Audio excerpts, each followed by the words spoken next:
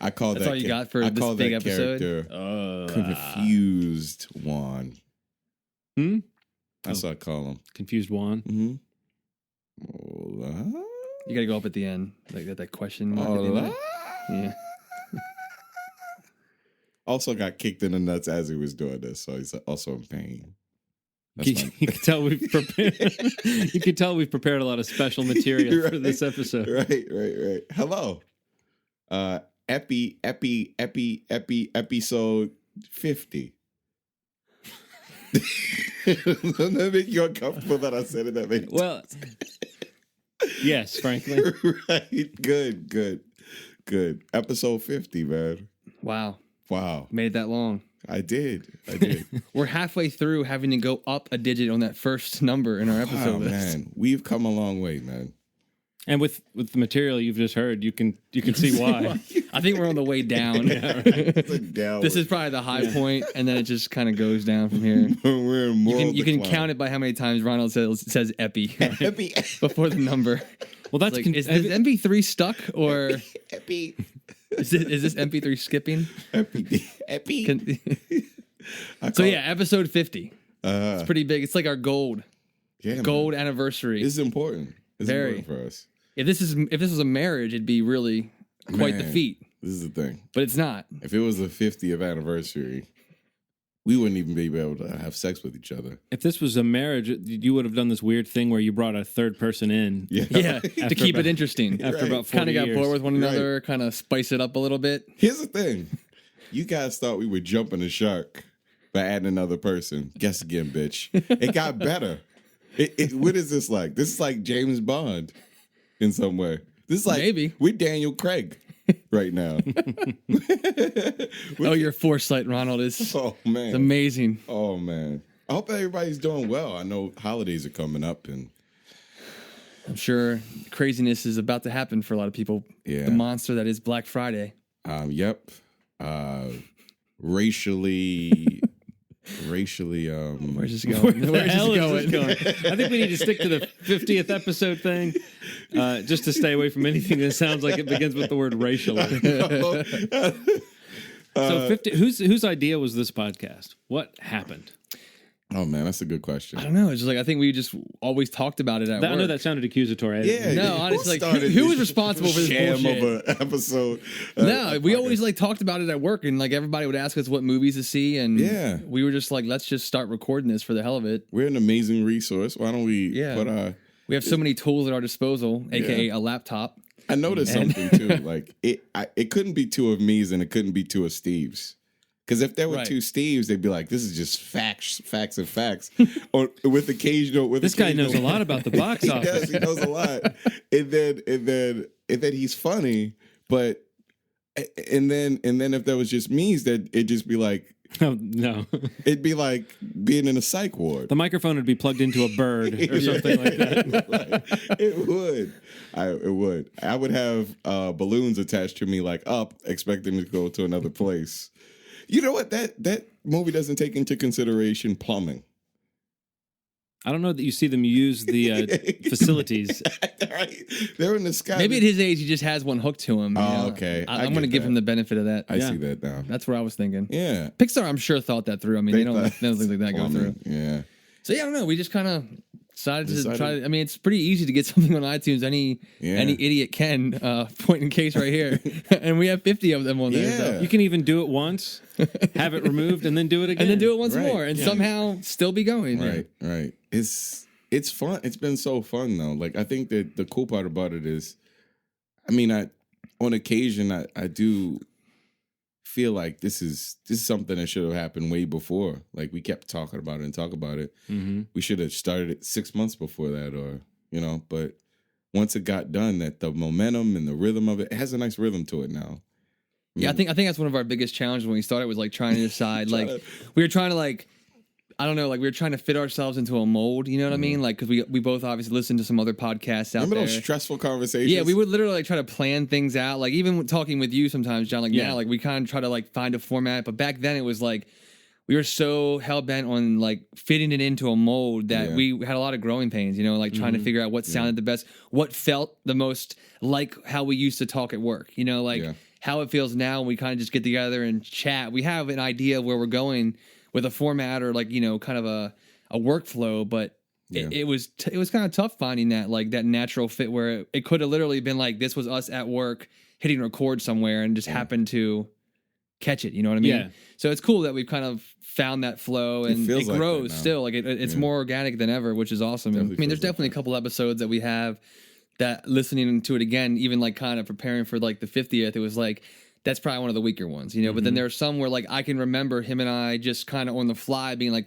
let's just get together and record something real quick, and it was like the most easy flowing conversation we'd had, and it's probably one of like the best episodes we have. You know what I mean? Like genuine laughs, and like, you know, we share them all the time now, but it's just like finding that balance was awesome. And I think being able to find it this early and hopefully what is something that we can continue to do is awesome. So has it changed the way you watch movies, knowing that you're going to possibly be talking about them or having have an opinion? Or it has affected a lot of things. One of the things that it's affected is so I used to test video games, and I used to watch out for things like frame rate drops when it would slow down and stuff like that. And it changes the way you play video games. And and it has to this day. I can't play a video game without thinking about reporting bugs. It's the same thing about movies. I think about reporting bugs, so to speak, when it comes to that sort of thing. So what I mean, I've always, I don't know, I feel like it's the one piece that's really changed with me is I feel like I have a really good sense of what you guys are into. So like I find myself watching movies now and like I think about what you guys are going to say about it. Like I'm much more aware of what my co-hosts, like what we're going to be able to talk about when I know we're recording something for the show. I mean, I've always been like somebody that's more than like happy to talk about any movie. Like I've always like been a huge fan of films, and coming from a job where I used to kind of work in the industry in Baltimore, it was like I'd always be talking about movies, like pre-seeing them and post, you know? So I don't think that my way that I watch the movie is different. Like, you know, I've always kind of pulled a lot of stuff out. Like you mentioned, like the bugs things. I'm always like a stickler for like continuity issues in movies. I always like write that shit down. Right. But, you know, I think my big thing that's changed is like initially with Ronald, now with you, John, it's like I think about, oh, Ronald's totally going to rip this apart, like this CGI or whatever. Or John's got his, you know, I just like see little pieces and I know like, okay, we're going to probably talk about that. So I should probably form an opinion on it now. So I can put my line in the That's funny. I'm actually going to talk about something. Yeah, I'm sure. I don't doubt it. Oh, yep.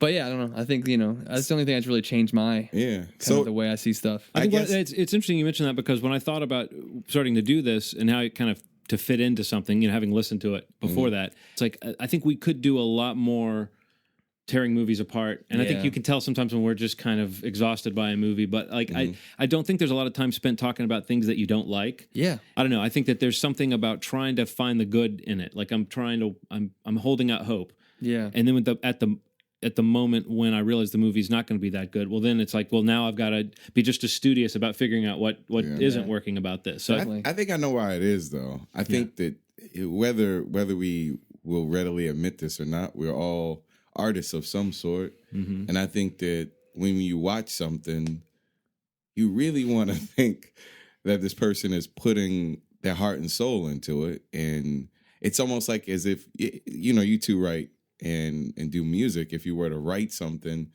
you'd at least want somebody to hear it out and try to highlight the good parts before you rip it apart. That's a great point. So I think that's why it kind of comes down to us reviewing things the way, and I think that's why people review things the way they do. A lot of the people that review things don't create things, so they don't get why it's important to at least highlight 2 or 3 things that are good. Yeah.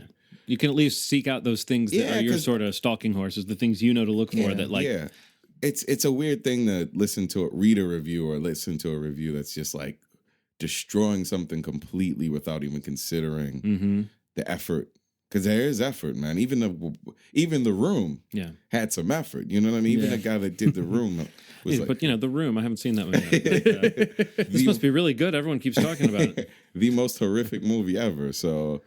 But there's some redeeming qualities to it. I think sure. I enjoy that about our podcast. So, yeah. The other thing I've noticed is that I don't need to bother my wife as much. I used to follow her around the house just talking about movies all the time, and now I sort of feel like if she really wants to hear that opinion, she can check out episode 48.5. I feel like that too. Like somebody will ask me, I'm like, look, episode 45, please. I don't want to explain this again. Please refer to episode. I don't want to explain so this often again. in life, I wish that you could have a press conference. Like if there's some big event that goes on in your life. Like I remember when I had a big breakup towards the end of college, and everyone wanted to talk to me about it. And after a while, I got really sick. And since I was the one who was left kind of standing around holding the bag in this situation, everyone was coming to me going, "Oh my God, I heard." Yeah. And I just really wanted to sit everybody down in one room, like at a table with microphones, you know, and for different news stations, and then just answer all the questions once and then get on with my life. I think now that could be handled by like a group text message. Yeah, right. That's true. Wouldn't that be awesome? Oh, that'd be so awesome. To whom it may concern. Yeah, right. Save your breath. This is what went down. Right. Delete this message immediately. Right. Do not reply. I don't want to see the thread of conversation. Yeah. That's such a good idea. Group texted to summarize it. So, John, how do you feel about it? We haven't talked to you about that. Didn't I just say how I think feel he about it? did. You did. Well, now he feels a little insulted that you don't listen to what he said. I did. Yeah, right. I did, Just- but like, I think he was just looking into my eyes. I think maybe what he more so meant was like about just like coming on board and being coming more on board. involved. Well, and- I mean, I think it's interesting that you mentioned the thing about being a person who at least attempts some kind of creative work, is because it is almost an odd thing to put so much thought into talking about other people's work. Yeah. I mean, and it's something. But when to me, the real joy of it is the capturing of the conversation. Like those times when you capture something that's really organic or really natural. I think that, I mean, again, knowing that the stuff that I listen to, I seek out those little moments where it seems like, okay, it's almost like when you're reading a good book and you want to find someone else who's reading the same book and point that part out to them. But, that's seldom the case. No one's ever doing the same thing as you. I feel like sometimes with podcasts, you get this great little glimmer of like, oh, that's humanity right there. Yeah. And so to me, it's just kind of fun. I mean, I'm not in the habit of recording conversations and then playing them back, but just in getting these things ready, you just notice little things about the way people talk to each other. And it's almost like I think that everyone should do it at least for a little while. Record yourself shooting the shit with some people, play it back and listen to it. You'll be able to work out a lot of your verbal tics. Like I'm trying to stop saying literally so much. I've learned that that's a problem. a friend has told me how terrible it is to use literally all the time, and I literally don't see the point of doing that. No, but I mean, such a cool. I don't know. you say that and like people like, oh, I need to take this seriously. Yeah. yeah. Like he's being literal right now. Right. Yes. Not figurative, but literal. It's like when somebody's like, he attacked me when I said that. Like, oh, he literally attacked me when I said. There's something funny about that. Well, I think because it's meaningless, that at some point it may have meant something that they say literally. But now you're just thinking like, what they mean is he really got up in my grill. Yeah. I mean, literally, he was up in my grill, my literal What grill. they mean is emphatically. Yeah. Is that what it is? I think that people use it to mean like, no, seriously. Yeah. Yeah. Or I want to start saying figuratively. He figuratively. Yeah, because that's the problem with the way people use literally, is that literally is supposed to be as opposed to some figurative use of the same phrase. So when people say, no, we were literally up all night, you want to say, well, as opposed to figuratively up all night? Like, I mean, there's no, but. Right. Oh, language. Our language podcast, Language Schmanguage, will be like, A little spin off. yeah. Oh, the possibilities. Coming soon. No, but I mean, I look forward to this. I think one thing you've said recently, Ronald, was talking about people ask you why you talk about the things you like so much, and I think that sometimes it's it might be like high functioning Asperger's or something like that. I don't know, but I've always felt this compulsion to like explain the things that I like and try to show. I don't know if it's like showing how much thought I've put into it or something, but it's great to have an outlet for those type of thoughts. Definitely. And to the point where I've started taking notes whenever I can when I'm watching a movie. Yeah. And it makes me wish I'd taken notes during every movie I've ever watched or every book I've ever read, because to be able to recall that information, I don't know, it's much more of an engaging relationship. I mean, I've always liked to watch movies, but it's great to kind of feel like there's a reason to. And it's also a great excuse to go watch a movie sometimes. Where are you going? I've got to see this movie. Yeah. You don't know how mad Ronald and Steve will be at me. I say that all the time, and people look at me like I'm like, I have to see this movie. Have to see this before Tuesday. Right. They're like, what? What are you talking about? I'm like, I kind of have to see this movie. It's work. Yeah. I mean, it's fun. It's a is. passion. But, you got to see somebody's got to make the donuts. Yeah. We're not doing that, but we're watching movies. Well, that's enough talking about making the donuts. Oh, a little walk down memory lane. Let's make some donuts. 50 guys. extra, Yeah. 50. Very strong, very proud of episodes. Yes. You guys have done a great job. Thank Some you. more, hopefully. We'll keep doing it as long as it's as fun as it has been. As long as we have internet storage. Yeah. I guess that's the only limitation. Well, thankfully we have plenty, right? Yeah. GoDaddy. Now we're back. Yeah, we're back. We're back at it. So you guys have always talked about that, that going with the 001 at the beginning. Yeah. And how that implies 100. You realize that they have to make at least 50 more movies for you guys to make it to 100. Yeah. I'm pretty confident. So I just want to let the entertainment industry know. Give us just 50 more. Stay together for the kids. Yeah, right. Come on, please. Right. If they're all bring it ons and step ups, I'm fine with that. I'm fine with those movies. There probably will be 50 of those. There'll be 50 of them. Like Land Before Time. There's like 10 of them. Yeah. 10 of those movies. That's insane. As long as it makes money. Yeah. They'll just keep doing them. But yeah, guys, good times and some more. Yeah. Looking forward to it. Something else had its 50th anniversary recently. No way. What movie? Are you being literal right now, John? I am literally, figuratively saying that something else What is it? hit 50. The James Bond series. Get Wow. the. Ta-da!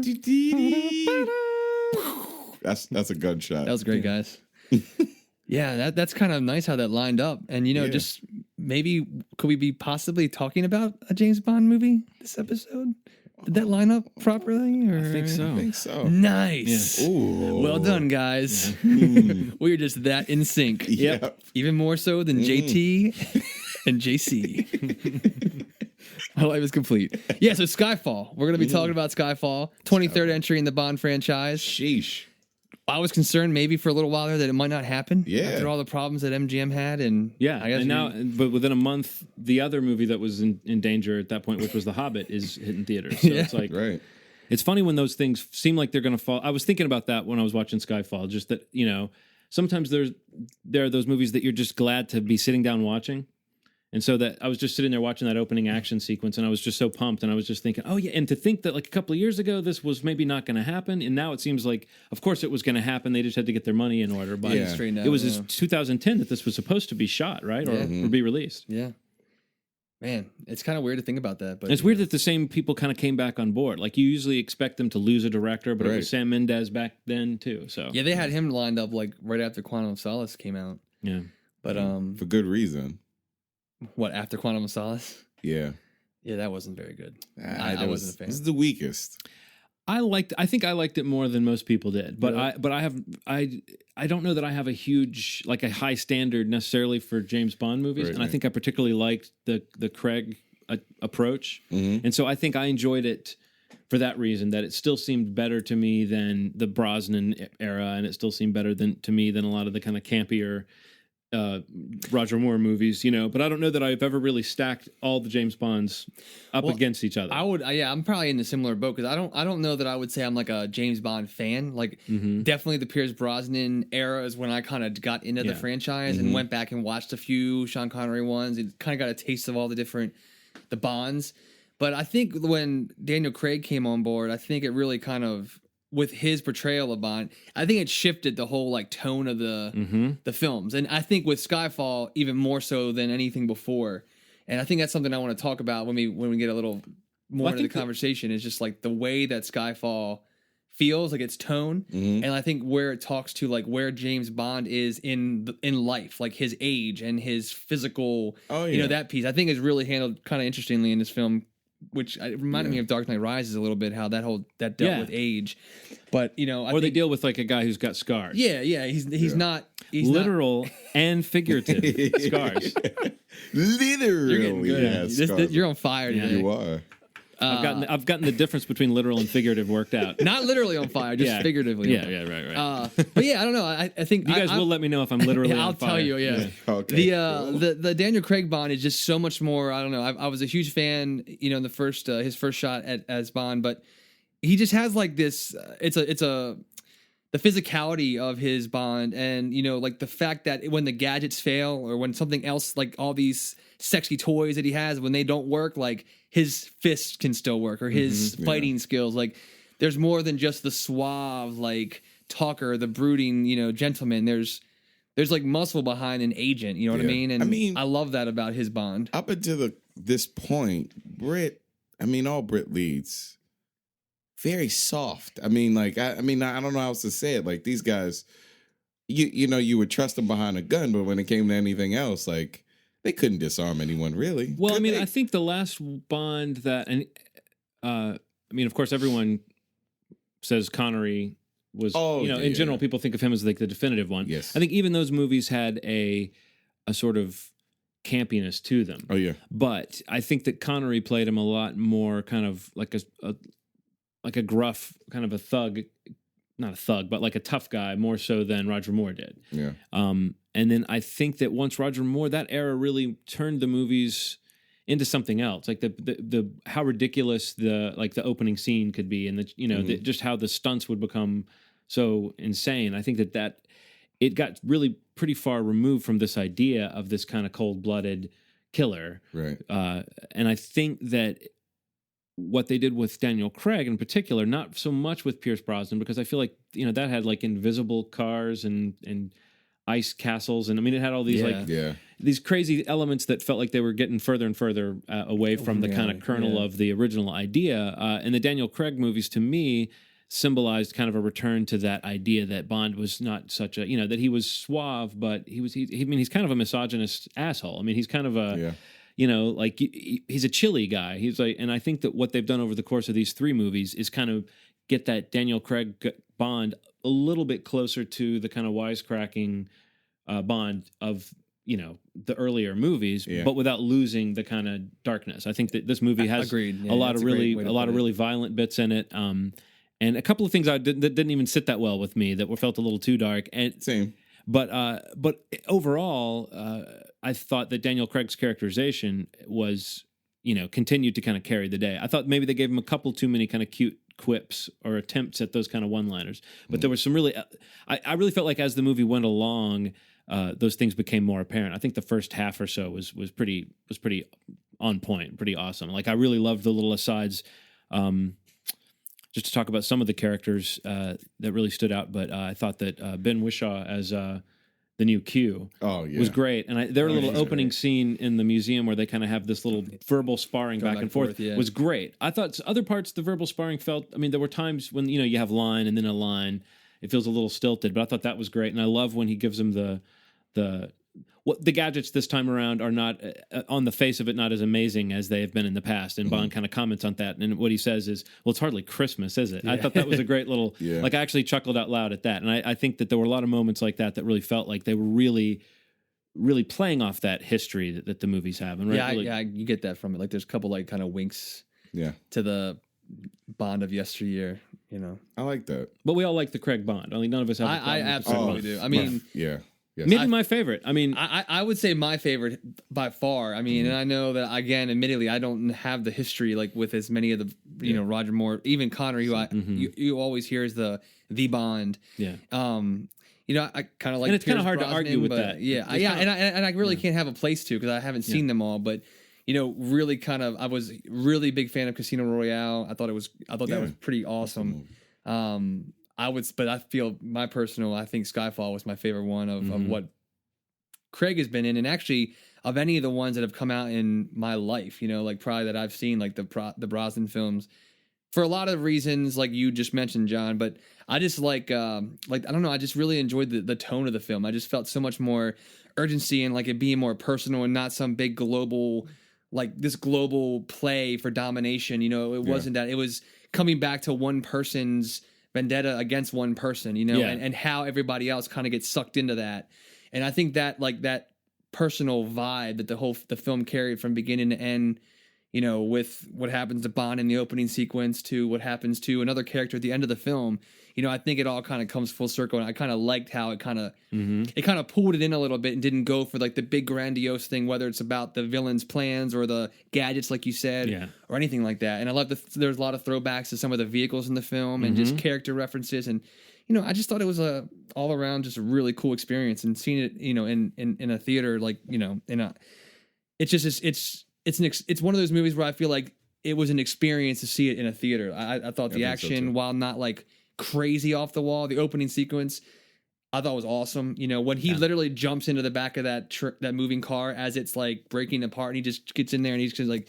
He actually adjusts his cuff. Oh yeah, that's what it was. He adjusts his cuff link, and like I'm just like, that is so fucking cool. Yeah, in the trailer, that spot, I was like giddy to see the movie when I saw that in the trailer. And then seeing it in context of the scene, that chase, it was like, oh man, this is like the halfway point in this chase. So I mean, another point I bet we will all agree on, one of the best looking movies I've seen in a long time. Yeah. Roger Deakins, and incredible. And it kept up in the ante. Like I kept thinking. And this is also, I'll tip my hand a little bit here. The movie didn't lose me exactly, but I would say middle period, it kind of got a little, like I started to feel that it was 2.5 hours long. And I think my butt wanted it to be 2 hours long. Okay. Yeah. And without getting too much into the plot specifics, there's kind of an event that, like midway into the movie, the stakes kind of change. And it really lost a lot of momentum for me. There's a scene where they capture someone. And, it's as though the movie might end there. But of course, that it's far from over. I feel like at that point, it kind of lost a little bit of momentum that it took a while for it to get back up to with me. I did enjoy some of the kind of personal mythology that they developed in this with regards to where the climax takes place and all that stuff. Yeah. And I thought that once you get into that scene, I mean, again, some of the photography, some of the scenes is amazing. The way there's when you have there's something again without saying too many. There's something burning in the background, and we have a lot of figures on a kind of dark field at night, and you can see like different. There's the smoke, and there's all this atmospheric effects, and there's just these shadowy figures that are kind of moving through this kind of weird orange glow. It was like something out of a fantasy movie almost in terms of how evocative the imagery was. So I kept getting pulled back into just how excellently made it was. Yeah, absolutely. So I, even though it started to feel long to me, you just really feel that everyone was trying to make it a really good movie. And I think that's one of the heartening things about Sam Mendes doing this. And it kind of goes back to our previous discussion about the Star Wars sequels that are about to get churned out, is that I like it when they go to real filmmakers to make a movie like this. I like when they go to a director like Sam Mendes, who's on the list of like A-list directors, but maybe not the guy who gets picked for the action projects. Sure. Yeah. And I like to see someone like that really. I mean, you can see all the marks of someone trying to. It feels like he was trying to make. If this was the last James Bond movie, they try to give you enough nods to the series and enough things to wrap things up. Like the classic theme music comes back in a really pivotal point in the movie, and it also they weave it throughout the whole movie, which is also interesting too. Like it's all the little things that make it visually. I want to say, I don't know how to say this without sounding like super simple about it, but the darks are dark and the lights are light, and to contrast the dark, there's always like a neon, almost like a neon color to it, like the fire in the dark, or when he's in I don't even know what country it was in, like when he goes he goes on the boat, like with the dragons and everything. Incredible. Visually, where was that? ridiculous. Thailand, or do you know where that was? That was in Macau. Okay. I think. I did have one. I just wanted. Yeah, Macau. Is it weird that I wanted there to be like a Bond girl? Like I wanted there to be a girl that he was with. Let's a decent amount. Let's. You know what we ought to do? Once we finish this general conversation, let's give people a nice chance to jump off, and then let's get into a little bit of spoiler territory to talk about a few things. Okay. Because you're talking about the Bond girl, and there's things I would want to say about the lack of, or the treatment of the would-be Bond girl in this movie that is one of my kind of jumping off points for the movie. Yeah, let's just count. There's 3 women, and one is Judi Dench, so we're not talking about her. Right. Okay. That's ruled out. Yeah. Well, I would love to maybe leave that open for people. Because there's also some romantic tension between Bond and the villain for the first time in a Bond movie. Yes. I thought that was... Which was very... Yeah. Some very seductive collarbone. Everybody was very uncomfortable with that scene, but I thought... Yeah, my audience awkwardly laughed at it. I thought it was weird. I thought that we're talking about a scene where we haven't even really talked about the villain in this film. Yeah. But Bardem, the way he plays this villain he's getting a lot of attention for this role. I feel like a lot of actors could have done sort of this performance. It's kind of a scenery chewing kind of role. I do think he's very good, but it's like I wasn't as blown away by him as some other critics seem to have been, but I thought he was really solid. And probably his best scene is the scene where he kind of comes in and taunts Bond while Bond is tied to a chair. Kind of a familiar scenario in a Bond film where Bond is captured and the villain is sort of laying out his philosophy for him. And I thought that scene was really great. And what we're referring to is a scene where he basically makes his sexuality known in a way that seems very forward towards James Bond. And the way that James Bond responds to it is I thought, really funny and kind of in character and fits especially the last line he says. Right. Fits the guy that we know, a guy who's never going to let a situation kind of get the best of him. So, something made me really feel weird about him in general. It's like, that was pretty much almost the last time that he made contact with him. Like, every other time was like distant things that he was doing. His motives and the people that he had behind him, he was such a big figure in his group that there was very little contact with him during the course of his... You mean like physical contact? Physical contact. But I think that's like a part of the whole like cat and mouse thing though. Like you have these obstacles, roadblocks, like these people in front of him, which I think actually turned it on its head a little bit because like Bond, you're my James Bond. Yeah. Bond finds this, one of the female leads and, it's kind of led to Silva's character. And actually, I think that's one of the pieces. Like, he kind of finds him pretty quickly, and like kind of has him pegged pretty quickly. And like this capture piece that you're talking about, that's all I think kind of set up pretty quickly. And you kind of come to find out that it's all like intentional. It's planned that way. Yeah, because this is the guy in the know. This villain is in the know. He comes from the same mold. Literally. There you go. And then wink. Yeah. And then it's just like I think that's intentional though. I think that's a part of like that whole cat and mouse. I know what you're saying, but like I feel like that whole like that precedent of like there's all these people between the villain before they get to the villain. That big showdown at the end kind of thing. Yeah. Where like with this one, he actually gets to him pretty quickly. Over the course of tracking down one guy and one girl, and then he's got the villain in his courtyard of his own private island. You know what I mean? It's like that happens later in the movie, but fast once he's actually on the trail. Yeah. But then from that point, you're right. Like they don't actually like they're in rooms next to one another, or he's in a room while someone else is talking to him or whatever.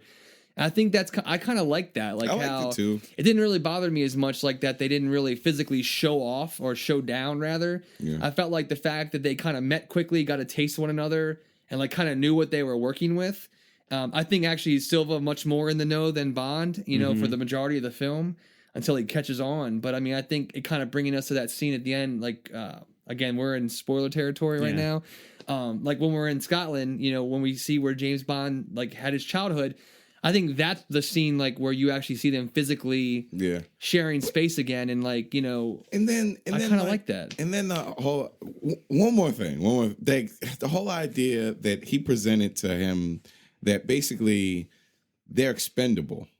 And I feel like when he was faced with that fact that he was an expendable and whatever happened to him to make him realize that, he got over it pretty quickly, which was kind of weird to me. Bond? Yeah. Because basically the whole recurring idea, one of the ideas was that despite the fact that you have this mission that's larger than life and you're chosen out of all these people, you are expendable. You can be replaced. You have been replaced. I've been replaced. You will be replaced. And you have been replaced. This idea was given to him in the beginning. And then when Javier talked to him, his character talked to him. And it's something about maybe he's just like a robot. He just didn't. If he would have struggled with that a little more, it would have made more sense to me because that was a big idea. It was a big idea because of what happened to him. Yeah, at the beginning of the movie. Yeah, I was like, whoa. I gotta say, the opening scene into the opening like credit sequence was, I mean, really eye-popping stuff. Right. And all that stuff was really well laid out with regards to the way that opening sequence plays, and you see the stakes, and then you see what happens to him. Right. The sort of benevolent leadership of M has this kind of rough edge to it, and she'll cut losses if she needs to. And a lot of that kind of comes back to haunt her in the movie. And we're supposed to kind of see him as the one man cold enough to actually handle that fact. Right. That I'm going to throw myself at this mission until I'm even going to risk everything to save this person who would sacrifice me if the tables were turned. I think we're supposed to almost see that he thinks that makes her a pragmatic leader and not someone who's going to get sentiment overwhelming her. But I think there's a lot of things that would be examined differently if this was a heavier movie. I'll go ahead, and the thing I've been tiptoeing around the whole review is the poor Severin getting shot in the middle of the movie. What the hell was the point of that? I thought that to me took the sort of fun, like temporarily, it made the movie a lot less fun for a little while because the way that their relationship kind of developed, like it's the hot. I guess he sees her in Shanghai, and she sees him, and then they meet later, and there's this kind of, in a Bond film that there might be some collateral damage and some woman might get caught in the crossfire, and I do think that that's part of the sort of people that want to accuse the movies of being kind of chauvinistic or misogynistic. There's the kind of a treatment of women that the movies are sort of famous for, and I think that it's part of the spirit of it, and I think that you don't go to James Bond to criticize gender politics. Right. But you do sort of, I felt like that was them holding to a trope of the series, which is that you have a femme fatale type character in the middle of the movie who gets killed, but I just felt like the way it got played off, it was so blasé, and the way Bond didn't even seem irritated that she got killed. Oh. And we're to think that she basically tried to help him and then got beaten up and tied up and shot. I don't know. I just that was just too grim. It was weird. I mean, I think the movie recovered. I think the movie recovered in terms of the story, but I just felt like that was too grim of a thing to have happen to a character who we didn't really see. It's not like she tried to double cross James Bond at the last minute and kind of deserved it or whatever. She was just kind of caught in the crossfire, and it seemed like it would have fit in Quantum of Solace or Casino Royale because those movies were utterly cheerless. But this movie has him wisecracking the second, right after she gets killed, he's cracking wise. To me, that felt a little disgusting on a certain level. He had sex with her and then it happened. It wasn't like he had met her and then she got killed. I would have been perfectly okay with her just being killed and like the little moment that they had when he first met her and then she got killed. But they had sex on the way to meet him. Yeah. She got killed, and then he was just like, "Oh, okay." Yeah. There was also one other thing, and before we get back into some of the things that were legitimately great about the film, that scene with the subway and the bomb. Do you know the part I'm talking about? That just felt like they were just making fun of any kind of concept of logic or plot. I just don't see how that could have been his plan, was to lure Bond into this one chamber and then blow up right in time for a subway train to come through there. It was so perfectly timed. It was funny. It was funny to me, but I felt like we were right back in Roger Moore Bond territory when that happened. It's like if you follow someone around and then they hit a button and they're like, "Gotcha!" And you get into the cage, like, a tent. Whoa, or a net falls on you. You were supposed to be right there when it happened. It's just very strange. But I get it. Again, not the kind of thing that sinks a movie. It's just a silly moment that made me go, okay, moment. This movie is kind of embracing some of the kind of, wackier. And it kind of looked like a toy train as it was going. Yeah. That's another thing about. But Roger Moore would have said, I need to catch a train or something like that. So at least this movie kind of spared that sort of thing. But again, it's so well shot that I was like, that looks really cool. I just wish I could understand how that happened. He timed it perfectly. I think we're making Steve mad. No, man, I'm just, I don't know. I guess I don't know. Like, I guess I didn't really. It made no sense. What, the train? Yeah, it made no sense. Like it hadn't happened. You are like watching a movie. I would say, like, I don't think like the Bond world is. I mean, while I will say I feel like the Daniel Craig Bonds feel a little more real. Yeah. This could be a real agent, and then this could be happening, especially this film. Maybe with that point, with the exception being. But I mean, I was thinking more so about like the scene with the Berenice. I forget what her character's name was, but Severine. Yeah.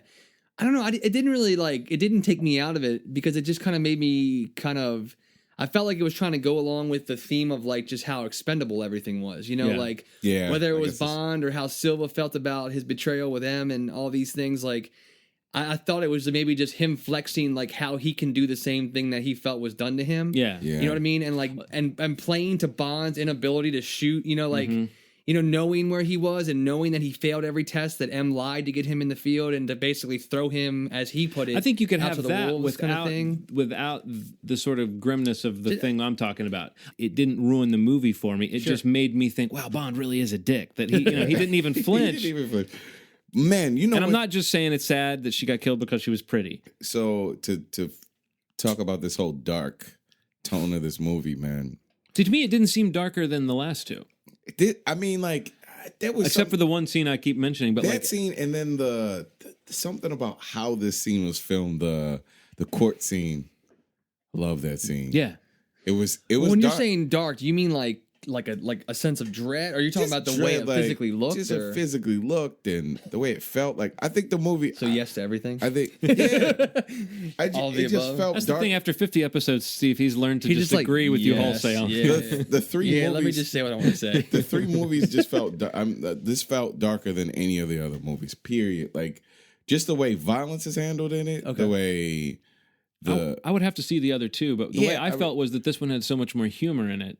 It did, but it did to break up. I think it was purposefully put in there to break up everything that happened. I would agree with that, and I also think it was like trying to tap into some of like the history of the Bond franchise. Like, I mean, like we just said, it's the 50th anniversary. Like, there's a fan base that needs to know that the filmmakers that are handling this now know where these films came from. Right. Granted, they do, but they want to see it on the screen. And I think the way they did like the little winks and nods and like, some of the more like kind of one-liners that they share, like the scene with Q and Bond, and like that's there to like balance some of the stuff out. Like, I don't know that I feel like it's like super dark. Yeah, I definitely feel like dark, it's like dark, the whole Daniel Craig piece of Bond is definitely a darker, darker section of the franchise. Yeah.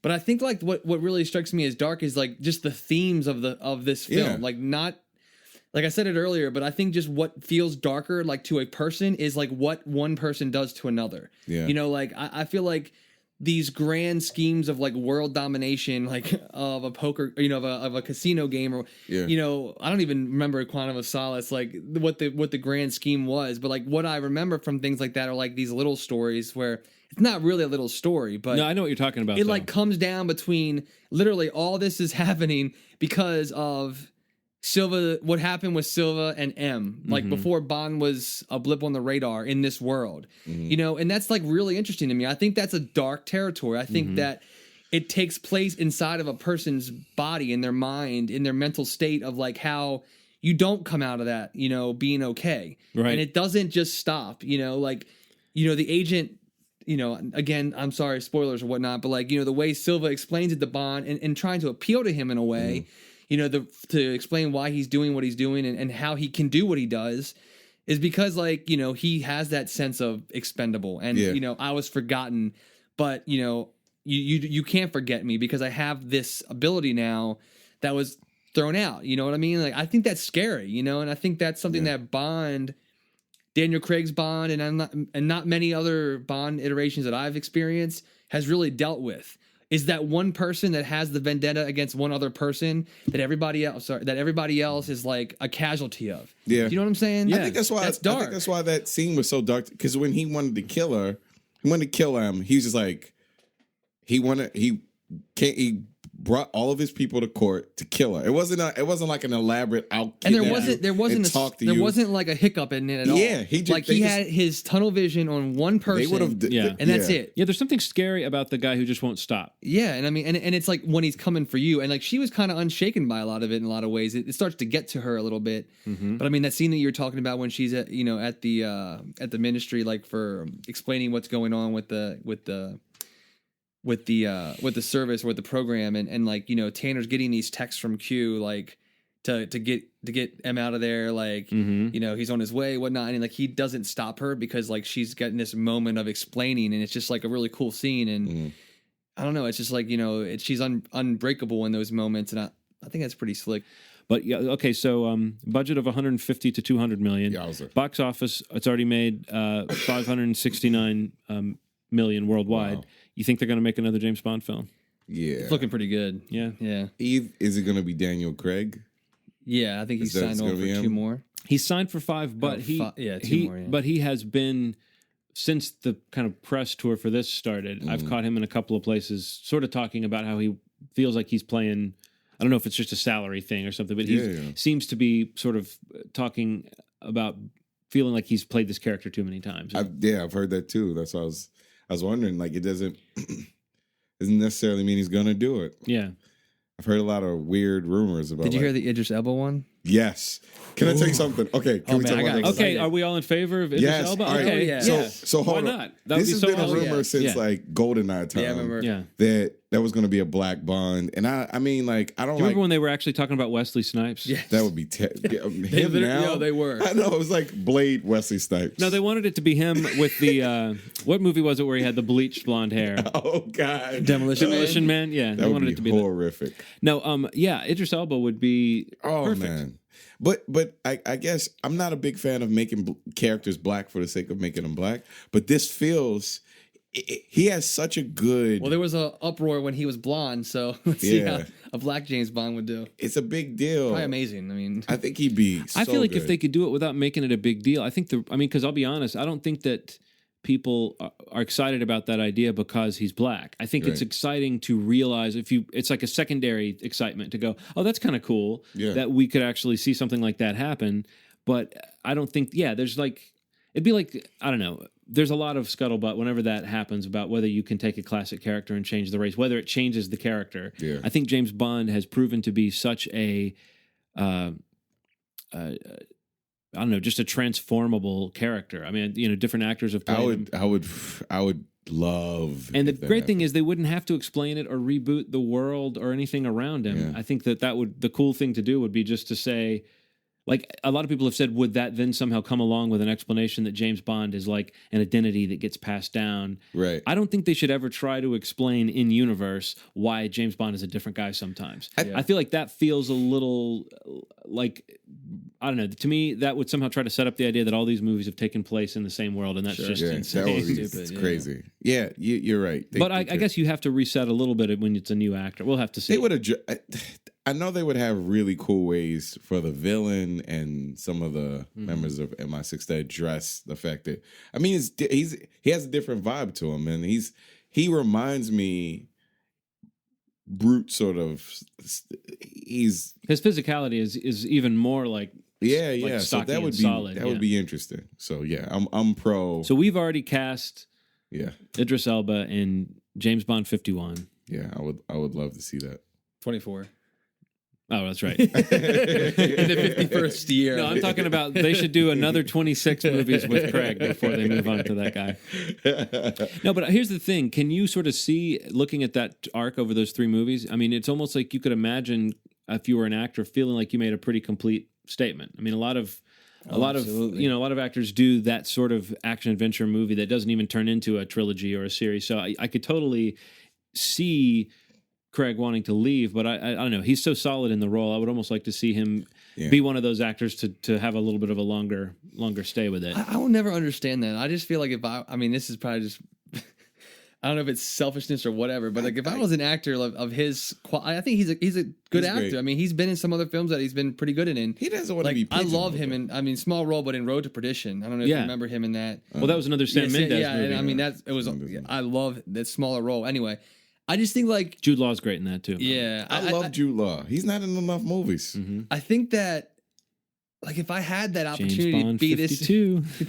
to be this character that, one, you were so well received at. I feel like in general people like him as Bond. Mm-hmm. And, critically, I mean, not so much Quantum, but I mean, both Casino Royale and this film, way over 90% on any of the little Metacritic sites you can go to, which is, it's insane. Like a quality film, great performance by Bond, everybody loves you. I don't know that I'd ever want to even if I felt like I've done a lot as this character, that's the challenge of taking it to the next one, with the right team. Mm-hmm. We've been talking about this a lot, like with Star Wars and everything recently.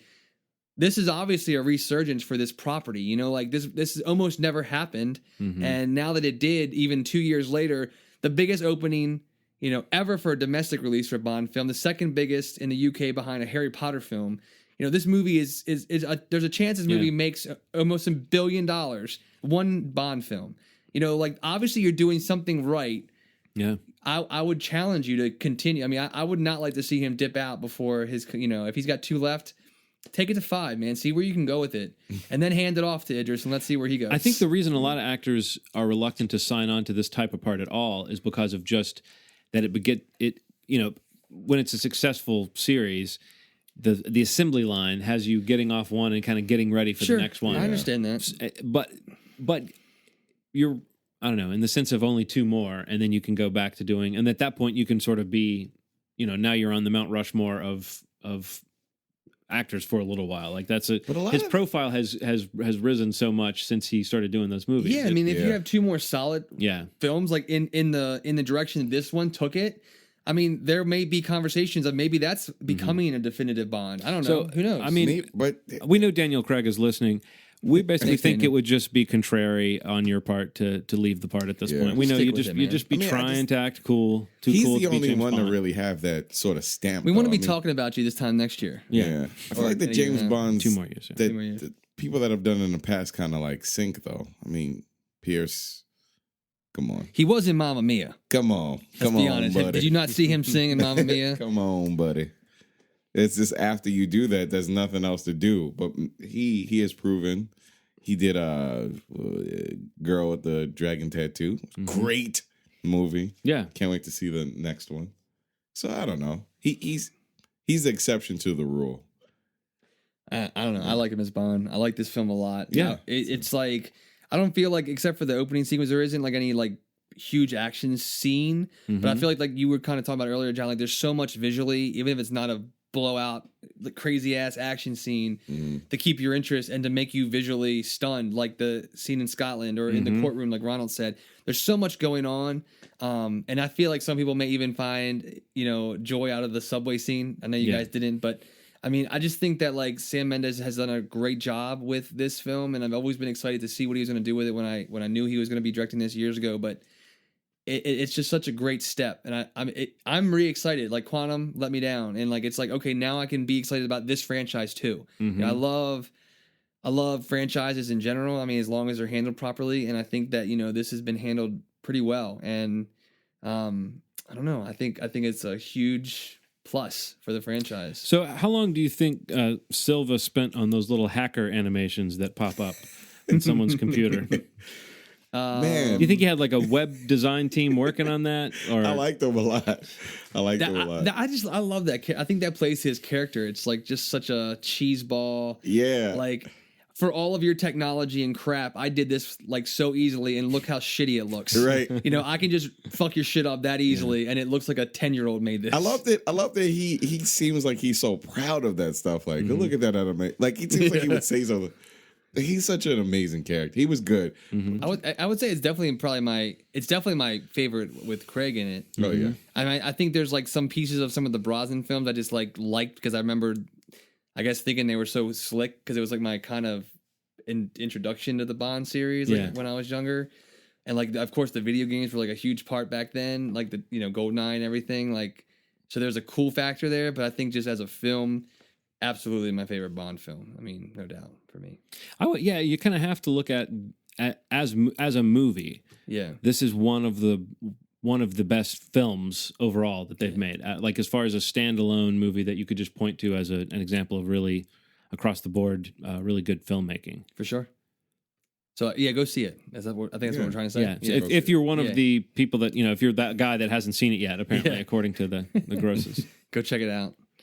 What else we got? I think that's it. We're gonna put a bow on this one and call it number 50. Yeah, I think that's what's happening right now. So Skyfall is in theaters now. If you haven't seen it, go check it out. John recommends IMAX. I'm gonna check it out on IMAX again. For sure. I got to see it again.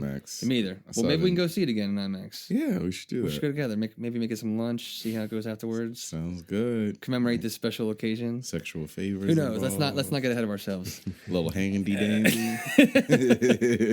But yeah, again, thank you, John and Ronald, for always doing this. We've been on point with this like every week for a while now, and it feels awesome. And it does feel awesome. It's been a lot of fun, and we'll keep doing this as long as it stays fun. And I'm sure it'll be for a while because we have a great time doing this. Definitely. So, but that in order for that to happen, you guys got to share this podcast. As much as you may love it, don't take ownership over it and not share it with your friends. and try to keep it from selling out. We want to sell out. We want people to listen to us. So we know that's what the problem is. Yeah, I know you just love it so much. Like, I want to keep this little gem my own. The people that love this podcast, they've gotten together and they've decided to jealously guard it. Okay. From any new audience members. I get that hipstery. Stop doing that. And 50 is the moment that you need to let us go. Yeah, right. Let us fly. Let us spread our wings. Tell everybody. Don't be a bitch about it. So, like it on Facebook. We have the page on there. The site, which admittedly, we got to get back on the site, man. Yeah, We've been so focused on recording the podcast, we haven't been as active on the site. But, we have the moviesmovie.net, moviesmovie@gmail.com. But I think the biggest thing is just the iTunes podcast. I mean, this is what we spend so much time doing. If you can like it, star it, review it. Email us ways you might know that we may be able to get this further and wider. I don't know, anything. We would like any kind of help you can throw our way. Even if you just click share and link it to your Facebook, whatever. I mean, people listen to their friends, and word of mouth is everything. So, whatever you can do to help us get the word out would be much appreciated. For every new subscriber that we get, I think like maybe we could have some special like promotion where like people write in dialogue, and maybe you can like read it. That would be amazing. I'm not gonna sign you up. Oh, I'll do it. Okay. I'll do it. Okay. We'll have to figure that out. I would do that. All right. What you're implying. Eventually Keith David is going to get wind of all this. We're going to get him on the show. We're going to get him on we're here. Gonna talk to John, you better figure out how to have people call in or something, because he's going to call into this freaking show. Folks, this is confusing and we've got no idea what we're talking about. But I think we just came up with the plan to get Keith David on this podcast. Before episode, what's our goal? Before 100. Maybe he could be on 100. Right. If he knew how important he was to this podcast. I want to irritate him. I want to say, my favorite movie that you've done is Barbershop. He'll go, what the fuck? Maybe we could dedicate a whole episode to him and talk about his films, and then we could send it to his people. His people could get in touch with our people, which is just us three. And just make it happen. Word will get to him that there's a podcast where people have talked about your movies, and Keith David will probably be charmed by that. Yeah, I think so too. I think he would be. He has a sleazy look to him, though, man. See, I don't know if that's going to charm him. You probably should. Yeah. Can you cut that part, John? in some of your movies. Don't listen to it, Mr. David. We know you and Daniel Craig get together every week and listen to this podcast. But yeah, guys, thanks so much. Episode 50, it's been a blast, like every other episode.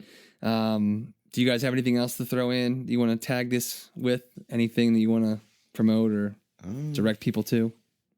No? Not that I can think of. I wish I had something going on. Besides this podcast. Nothing I can think of right now. All right, cool. Well, thank you guys. Awesome. Moving on. I'm trying to bump you and let you kind of... Sounds like a couple of movers and shakers on here, right? A lot of interesting people here in this podcast. Thank you guys so much for listening, and for the 50th time, you've made our day. Oh. Oh. Now stop it.